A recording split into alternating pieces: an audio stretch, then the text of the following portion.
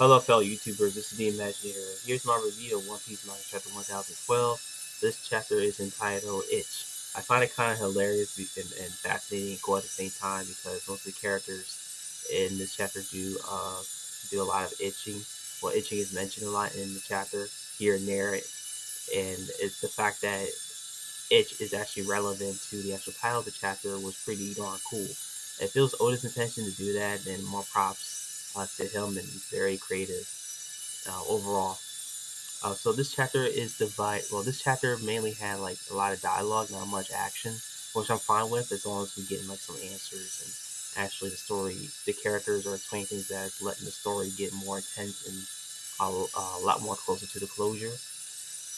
So this chapter is divided into four parts. Actually, the first part is the nine scabbers and their dialogue. The second portion is Yamato, Momonosuke, and Shino's dialogue, and then the third is Sanji and Zoro's dialogue together, and then the last portion is Big Mom, Nami, Usopp, Otama, Kumuchio, and Ulti's interaction, and slightly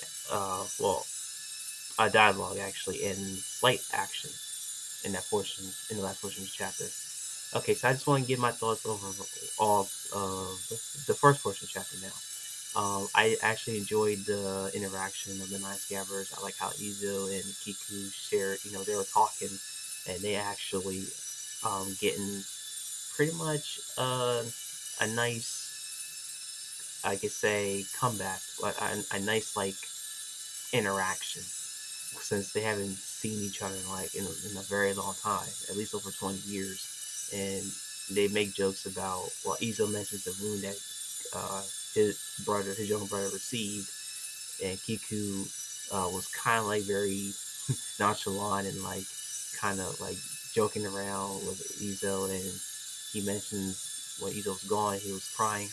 That feeling he had when Izo was gone from the park from Wando all those years ago is nothing compared to the wound that he received recently when he got from by Kaido. And then we have Kima who wanted to go rescue Momonosuke, and Kawasu and Aizo are going to pursue, uh, pretty much take care of the other fights or other enemies that's working on the Kaido.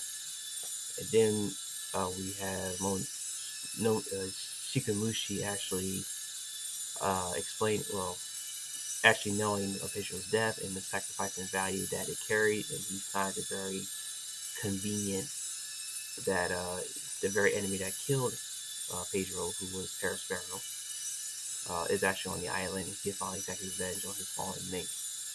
And so they go in about, their several ways after Piedmont gives the announcement to split.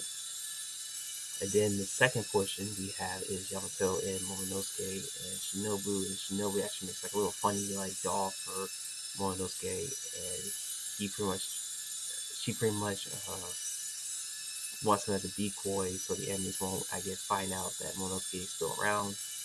And Momonosuke informs Yamato that there's two voices left, and Yamato is like, huh? Like two? There's two voices? And after that, she is heading to the Ruta, where the big main battle is taking place. And then we have Sanji and Zoro's interaction. After we see Sanji really damaged on Zoro a lot, because as Law pointed out, that he's received 20 to 30 broken bones from Kaido, and him and Zoro talk, and Sanji wants to know what happened after he was all beat up, and Zoro wants to know it was Kaido Big Mom, and Sanji's like, of course. And he kind of already knows because they know each other so well, like those three, like they kind of already know what they were thinking without, them being physically around each other. That's how strong the bond and how much they know each other,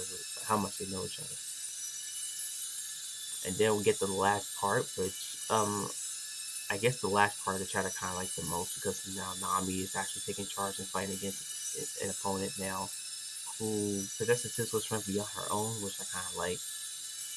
And then we get to Ulti is pretty much being very abusive and hurting not just Komuchio, but also Otama. Very child abuse, very cold-hearted. Nami gets upset and she pretty much uses her rod, her I guess her new sorcery climax attack to uh to attack Ulti.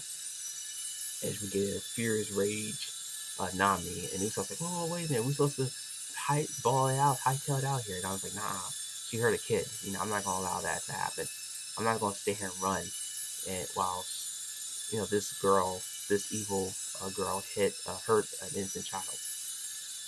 And I think Big Mom was getting angry too, and it was going back and forth that Nami really was trying to manipulate the situation into their favor, but it didn't work because obviously they're at each other, Big Mom and Ulti, but they're also still thinking about just killing or destroying the Straw Hats.